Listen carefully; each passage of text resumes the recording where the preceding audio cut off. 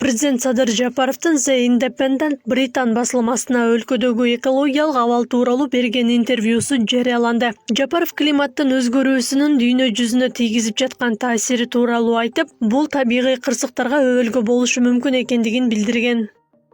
Дүйнө жүзү кесепеттери тийип калышы мүмкүн болгон климаттын глобалдык өзгөрүүсүнө дуушар болууда. Бул өзгөчө тоолуу өлкөлөргө тиешелүү. Анткени бул көйгөйлөр тоолуу аймактар үчүн кыйла динамикалуу жана спецификалык мүнөзгө ээ. Мөңгүлөрдүн эриши менен табигый суу запасынын азайышы орду толгус кырсыкка алып келиши мүмкүн. Мына ошондуктан эл аралык коомчулук климаттын өзгөрүшүнөн улам катуу жапа чеккен, өнүгүп келе жаткан тоолуу өлкөлөрдүн муктаждыктарына өзгөчө көңүл бурушу зарыл жана климаттын өзгөрүшүнө каршы чара көрүүдө климаттык адилеттүүлүк концепциясынын маанилүүлүгүн эске алуусу кажет.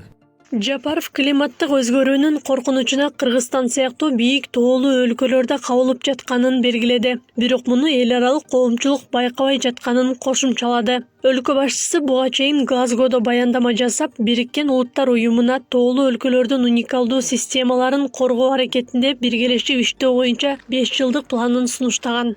Адамдар бул тууралуу климаттын өзгөрүшүнүн башка мамлекеттерге тийгизген таасири катары айтышпайт. Анткени алар Кыргызстан сыяктуу өлкө жана ал жердеги көйгөйлөр тууралуу билишпейт. Эгер бул Улуу Британия же АКШ сыяктуу чоң мамлекет болгондо жана бул өлкөлөрдө ушундай көйгөйлөр болсо, анда баары башкача болмок.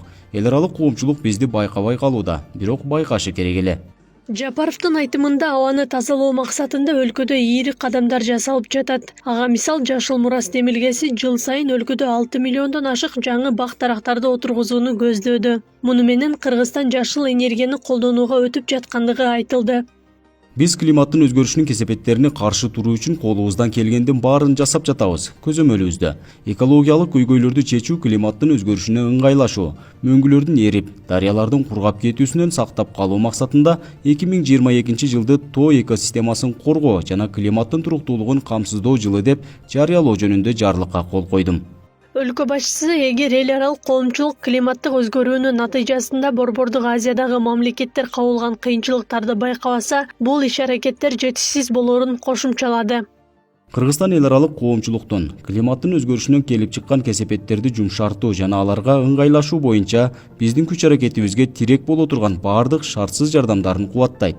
Биз Кыргызстанда илбирстерди коргоо үчүн колдон келгендин баарын жасап жатабыз. Бирок эл аралык коомчулук чара көрбөсө, менин неберелерим бала кезимде атам менен көргөндө эч качан көрбөй калабы деп корком.